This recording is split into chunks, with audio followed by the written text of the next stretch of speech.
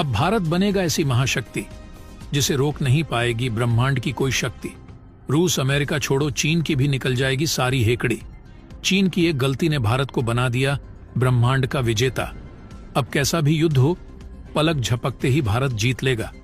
दोस्तों, कभी कभी एक गलती दूसरे के लिए वरदान साबित हो जाती है, और ऐसा ही कुछ भारत के साथ हो गया है। चीन की एक छोटी सी गलती ने भारत को इस तरह चेंज कर दिया है कि अभी तक भारत को जो शक्ति नहीं मिली थी, जिस टेक्नोलॉजी की कमी की वजह से भारतीय डिफेंस सेक्टर दुनिया का शक्तिशाली डिफेंस सेक्टर नहीं बन पाया था, आज वही शक्ति भारत को ब्रह्मांड का विजेता बनाने वाली है, और जिसे देख चीन के होश उड़ गए। वहीं अमेरिका और रूस भी हैरान हैं, और ये 140 करोड़ भारतीयों के लिए गर्व की बात है। दोस्तों, चीन के एशिया की सुपर पावर बनने की चाहत और अमेरिका द्वारा चीन को जबरदस्ती आगे बढ़ने से रोकने के प्रयासों के बीच भारत अब सर्वशक्तिशाली होने वाला है। भारत के पास अब एक नहीं बल्कि दो महाशक्ति देशों का सपोर्ट हासिल हो रहा है, और अब चीन की एक छोटी सी गलती के चलते भारत के हाथ वो महा हथियार लगने वाला है जो सिर्फ अकेला हथियार ही भारत को एशिया का बेहद प्रभावशाली कंट्री बना सकता है। ऐसा देश जिस पर कोई भी देश किसी भी एंगल से आंख नहीं उठा पाएगा। अब क्या है ये चीन की छोटी सी गलती? कौन से दो महाशक्ति देशों का सपोर्ट भारत को हासिल होने वाला है, और किस तरह से दुनिया का सबसे भयानक हथियार माना जाने वाला सुपर योद्धा भारत आ सकता है? तो दोस्तों, सारे सवालों का जवाब इस वीडियो में आपको मिलने वाला है। लेकिन उससे पहले भारत के इस कामयाबी के लिए इस वीडियो पर एक लाइक तो बनता है। फटाफट वीडियो को लाइक कर दीजिए। दोस्तों, वीडियो में आगे बढ़ने से पहले आप जरा चीन की इससे ठीक पहले वाली स्थिति को जान लीजिए। चीन भारत की सीमा के पास पहुंचने के लिए किस तरह से उसने 4 बार प्रयास किया, और चारों बार उसे मुंह की खानी पड़ी, फिर भी वह नहीं सुधरा, और उसने वो काम करने की सोची जो वास्तव में काफी डरा देने वाला कदम है। दरअसल दोस्तों, भारत और चीन के बीच टकराव वाली सिचुएशन कई बार बन चुकी है।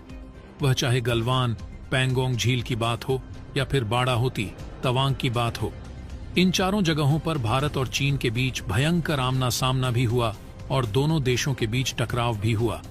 गनीमत यह रही कि संघर्ष के वक्त न तो भारत ने हथियार चलाए, न ही कथित तौर पर चीन ने।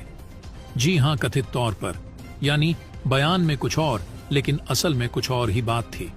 इसीलिए क्योंकि गलवान में चीनी सैनिकों के हाथों में न केवल कंटीले रॉड थे, बल्कि दावा तो यहां तक किया गया था कि गलवान संघर्ष में चीनी सैनिकों की तरफ से पहाड़ों की आड़ में छिपकर भारतीय सैनिकों पर लेजर हथियारों का इस्तेमाल किया गया था, जिस वजह से भारतीय सैनिक तकरीबन अंधे हो गए और नीचे पानी के नाले में गिर गए।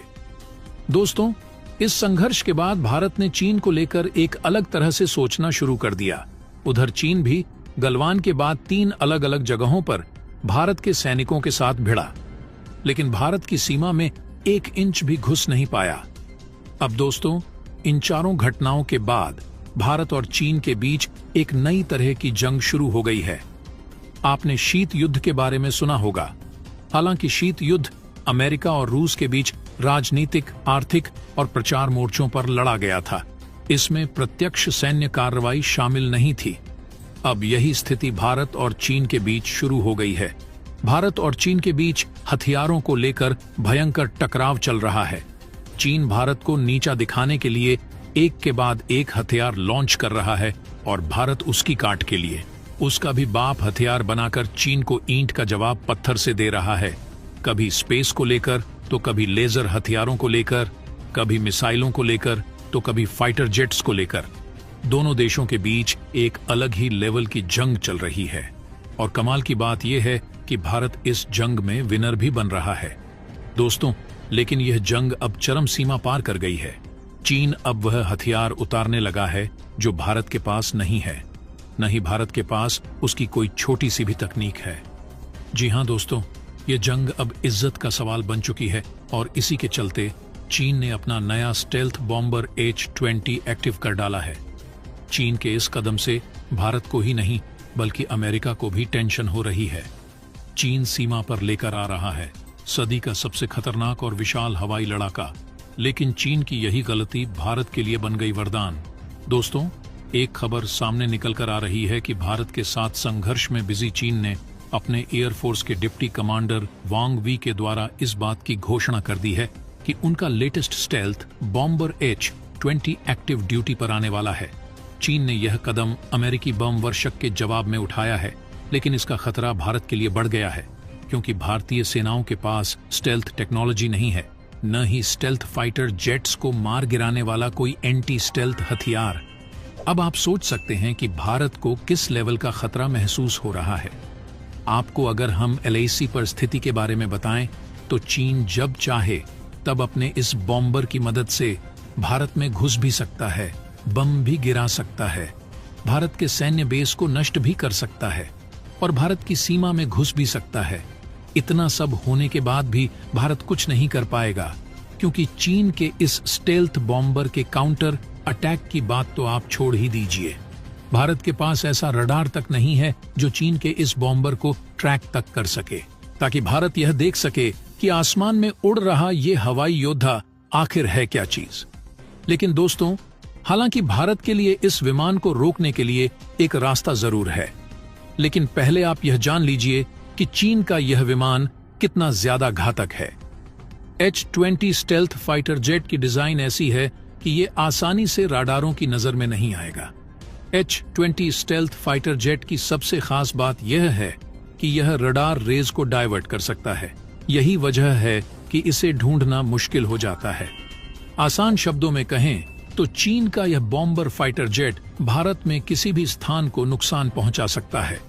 अगर चीन इस फाइटर जेट को अपने आसमान से उड़ाता है तो वह आसानी से भारतीय इलाके में घुसकर बॉर्डर, एयरबेस, नौसैनिक अड्डों, संचार सेंटर्स या सैन्य ठिकानों को निशाना बना सकता है। चीन के H-20 बॉम्बर का कॉम्बैट रेंज 5000 किलोमीटर बताया जा रहा है, यानी यह भारत के किसी भी हिस्से में हमला कर सकता है। इस विमान से खतरा सिर्फ भारत को नहीं है, बल्कि अमेरिका को भी है। चीन का यह बम वर्षक अमेरिका का साथ देने वाले जापान, गुआम, फिलीपींस, कोरिया जैसे देशों पर आसानी और चुपके से हमला कर सकता है। इस विमान को रोकने के लिए भारत क्या कर सकता है? दोस्तों, आपका सवाल हो सकता है कि भारत को चीन की इस आफत को रोकने के लिए क्या करना चाहिए? तो आपको बता दें कि चीन के ऐसे विमानों को पकड़ने और ट्रैक करने के लिए नए राडार सिस्टम की जरूरत है, जो भारत को विकसित करना होगा, तब जाकर इसे ट्रैक कर पाएंगे। फिर ब्रह्मोस जैसी सुपरसोनिक क्रूज मिसाइल से लैस ECM सिस्टम होना चाहिए। भारत की हवाई सुरक्षा के लिए जरूरी है कि चीन के इस खतरनाक हथियार की कोई काट जरूर निकालें, कम से कम ऐसे राडार जो इस विमान को ट्रैक कर सकें। फिर एक ऐसा surface to air missile system जो चीन के इस बम वर्षक को मार कर गिरा सके। भारत को नई जनरेशन का राडार सिस्टम डेवलप करना होगा, जो इस तरह के स्टेल्थ फाइटर जेट या बम वर्षक को पकड़ सकें। इसके अलावा भारत को लंबी दूरी की हवा से हवा और सतह से हवा में मार करने वाली मिसाइलों से लैस सिस्टम बनाने होंगे। ऐसी मिसाइलें बनानी होंगी जो स्टेल्थ बॉम्बर को इंटरसेप्ट कर सकें। 2 साल पहले ही चीन के इस स्टेल्थ बॉम्बर से पर्दा हटा था। H-20 लंबी दूरी का बम वर्षक है, जो अधिकतम 13,000 किलोमीटर तक हमला कर सकता है। इसके अलावा चीन के इस बॉम्बर की काट के लिए जो सबसे बड़ा प्रयास है, वह यह है कि भारत को बॉम्बर की काट के लिए खुद का बॉम्बर खड़ा करना होगा। अब भारत के पास ऐसी तकनीक नहीं है कि वह खुद का बॉम्बर बना सके, लेकिन रूस और अमेरिका दोनों ने ही भारत को बॉम्बर देने का ऑफर दिया हुआ है। भारत को चाहिए कि इस ऑफर को एक्सेप्ट कर चीन के इस विमान का जवाब दे। हालांकि दोस्तों, इसके बारे में आपका क्या कहना है, कमेंट बॉक्स में जरूर बताइएगा। तो दोस्तों, जय हिंद, जय भारत।